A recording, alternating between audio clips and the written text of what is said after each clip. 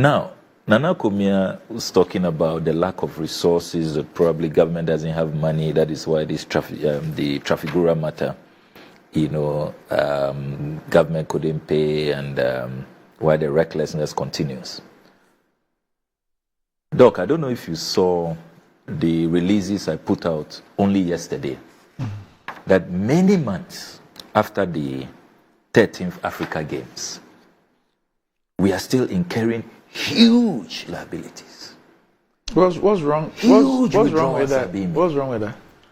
You see, what is wrong with that is that already they have way exceeded the parliamentary approval that they themselves came for, and we gave them 102 million.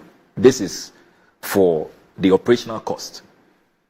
I'm not talking about the cost of infrastructure. That's when they went for a loan, so that's a separate matter.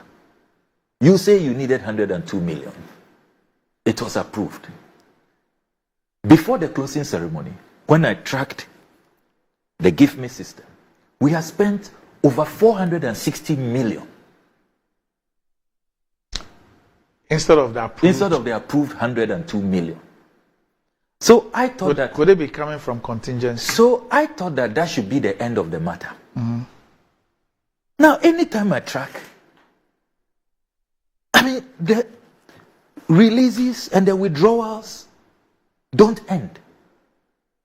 Since this tournament ended, over the last few weeks, a colossal 168.3 million Ghana cedis.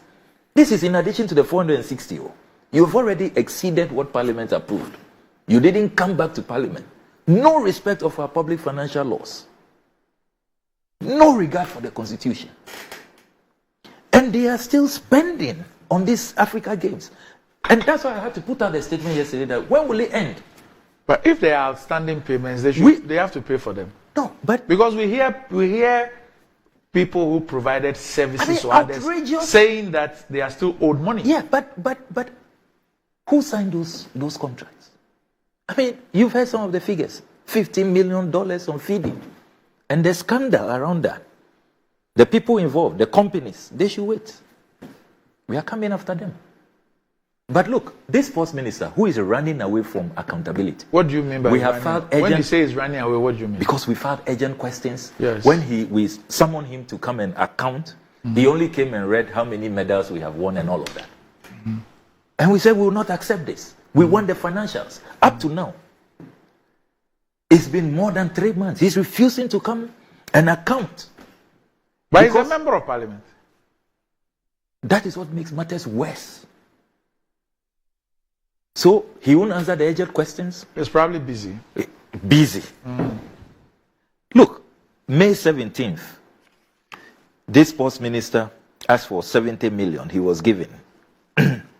He asked withdrawn from the Ministry of Finance. So controller releases the money, 70 million. And they say the transaction description is payment for 13th Africa Games. Then 3rd July, he asked for another 30 million. It's released. They say payment for 13th Africa Games. 16th July, he asked for another 30 million. Payment for 13th Africa Games. That same July 16, he said he needs more, 38.3 million. It is released. They say payment for 13th Africa Games. When will it stop? So let me ask you this. The sports minister, he doesn't go into the vault to take the money. Yes. Why are you not rather summoning the finance minister to tell you why? Yeah, they are still making releases. Although you approved X, when I say you, I mean Parliament, you approved X, Y has been paid and X is still being paid. Yeah. Even both of them. Yeah, both of them. Finance minister and sports. We have done that. The questions have been approved. The minister himself, if you recall, that the day he came to do the presentation on the games after the tournament, I stood up and said that, look, this is bogus. We want the financial. That is what Parliament exists for.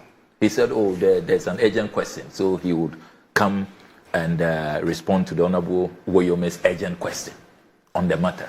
So that is why he has kept that. We have been reminding him since. And all we see are release after release after release. And at these circumstances, what can Parliament do?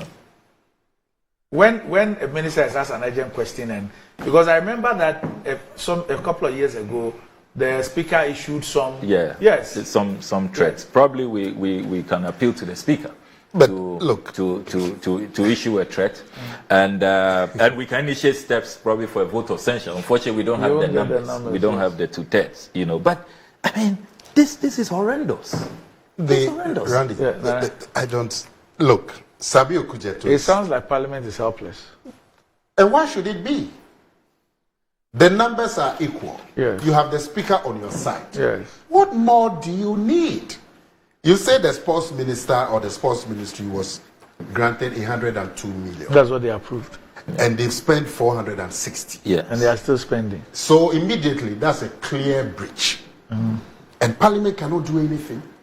That's what he's saying. He said they asked the question. Yes. He came there. He didn't provide the answer. Yes. He said he will provide the answer later on. Yes. They've been chasing him. For 3 He's months. Not come yet. Is Parliament that powerless? Nana, what can they do? You help us. You've been there for But 12 like you years. say, the speaker, you see, we've always said that Parliament is weak because the government party has always had a majority in Parliament, including the speaker. So we said that Parliament is weak because it's in cahoots with the executive. So the exercise of oversight over the public money is weakened. Today, you have a different situation. So there should be no excuse. If you've given the minister 102 and he spent more, and then you say you call him, he won't come for 3 months, and we have been told this, then the interest of the country is not being served. Unfortunately. And what is this thing about when he came, he didn't answer the question and was telling us about trophies. If you ask him a specific question and he didn't answer it, and then you let him go, and the Speaker of Parliament, so all this fight that you did to get a speaker, what was the point? Where is the interest of the country being served? And you see me, because of this, the John Mahama thing, Emmas, where you look at the evidence that was presented abroad and so on, you would say clearly that somebody is guilty. I remember when Martin Amidu fingered John Mahama as government official one, there was uproar because when you look at the stories, clearly there was somebody called government official one who, by the testimonies in court and so on, both in London and America.